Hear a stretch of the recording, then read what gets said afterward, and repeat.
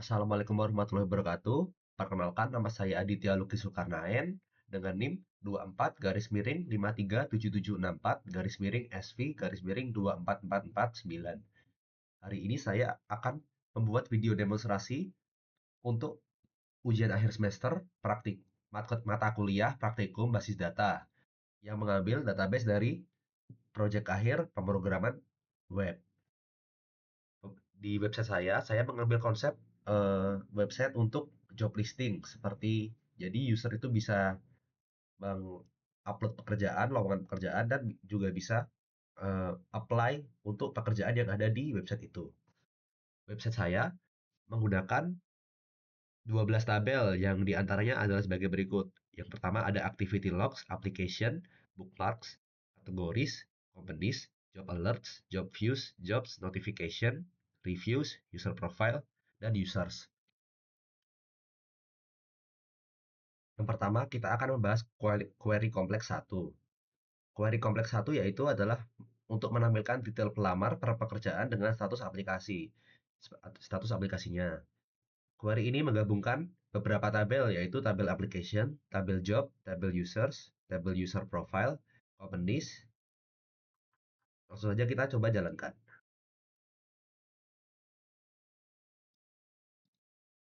Di sini akan muncul output sebagai berikut, yaitu ada banyak kolom yang diantaranya adalah job title, company name, application status, applicant username, dan lain-lain.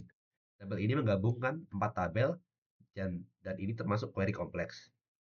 Lanjut kita ke query kompleks kedua, yaitu untuk melihat ringkasan perusahaan dengan data review dan jumlah pekerjaan aktif. Query ini menggabungkan beberapa tabel, yaitu tabel companies, tabel reviews, tabel jobs. Langsung saja kita jalankan.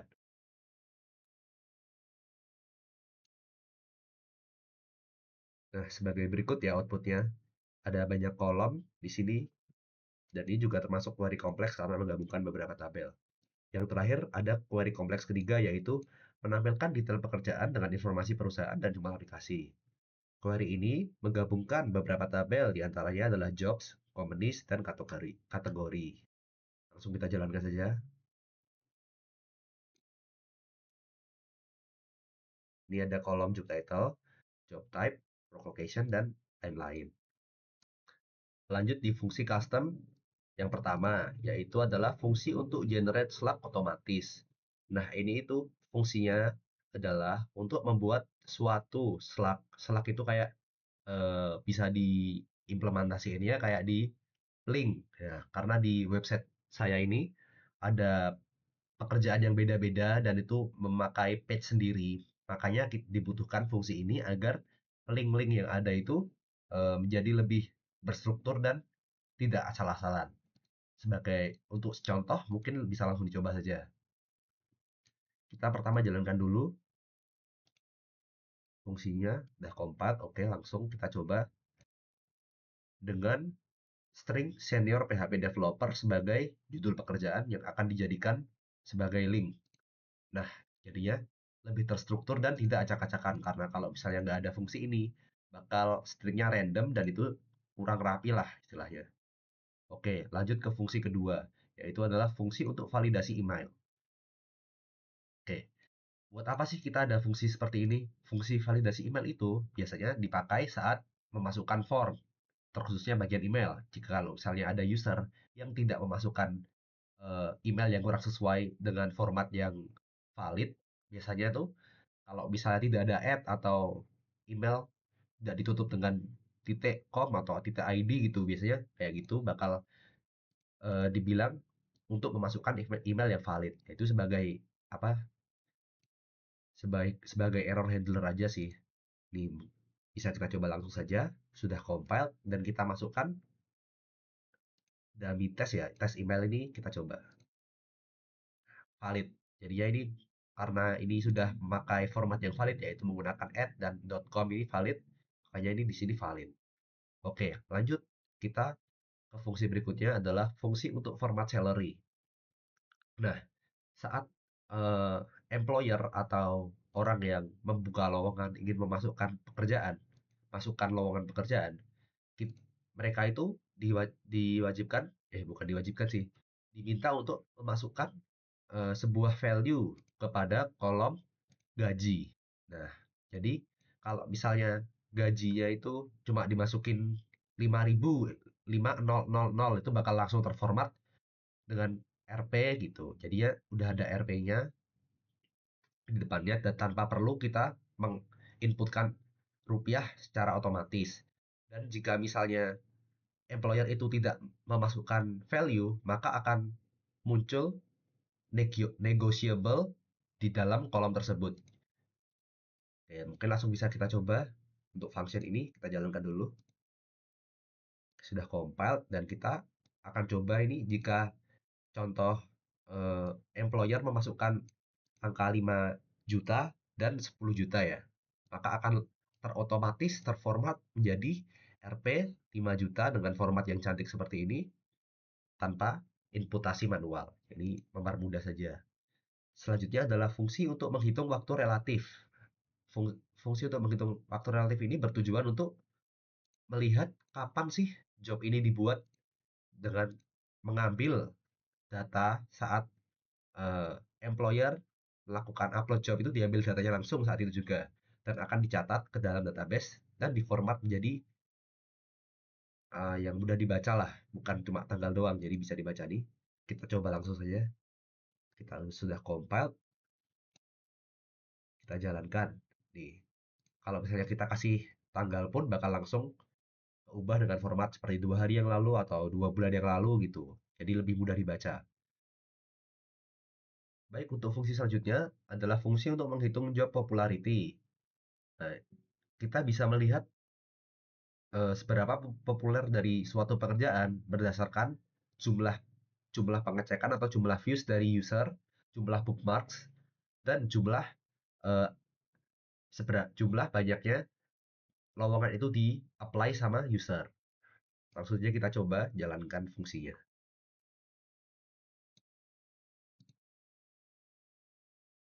Kita akan mengecek popularitas dari pekerjaan senior PHP developer. Muncul skornya di sini. Oke, lanjut ke bagian trigger. Untuk trigger yang pertama adalah trigger untuk increment view count. Nah, ini buat apa sih? Jadi itu setiap kali sebuah pekerjaan dibuka, jadi akan langsung mengupdate secara otomatis jumlah view-nya. Jadi tidak perlu secara secara manual kita nambahkan satu-satu, kita bisa secara otomatis menambahkan jumlah view dari trigger ini saja. Jadi, bisa kita jalankan.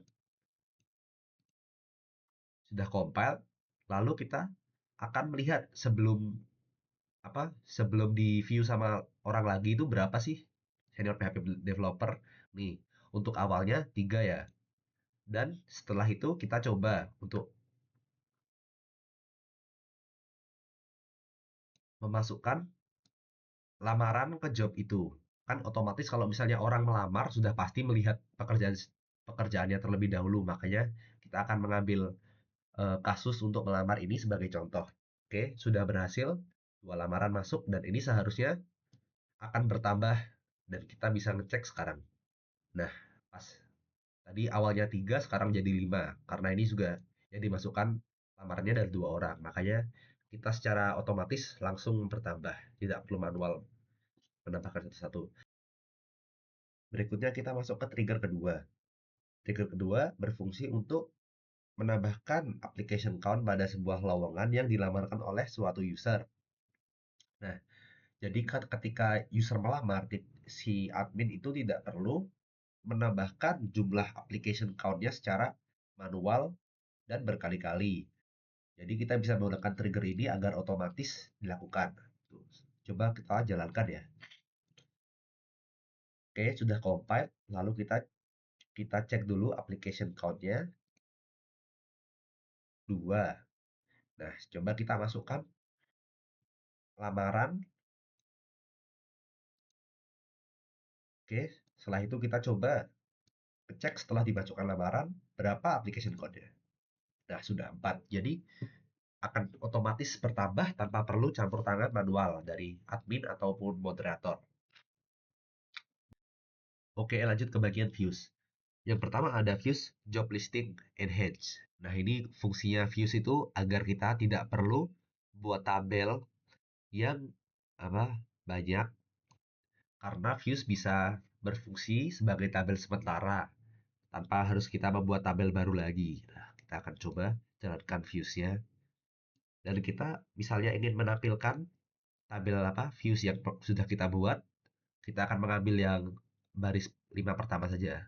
Nah, ini kita akan bisa memakai query views ini seperti kita mengakses tabel seperti biasa yang lainnya. Nah, ini juga bisa terlihat ada kolom yang banyak nih. Dan misalnya kita coba ingin melihat pekerjaan yang namanya data scientist dari view yang sudah kita buat. Nah, ini muncul. Jadi kita tidak perlu membuat sebuah tabel yang memiliki kolom lumayan banyak ini. Kita bisa hanya dengan menggunakan view saja. Ini sangat praktis sih. Oke, terakhir kita akan masuk ke bagian prosedur. Prosedur ini digunakan untuk mengubah status sebuah lowongan menjadi tidak aktif jika memenuhi 3 kriteria.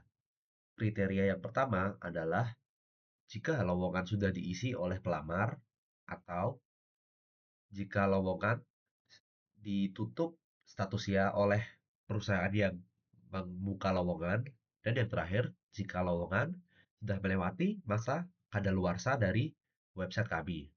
Oke, langsung saja kita coba jalankan.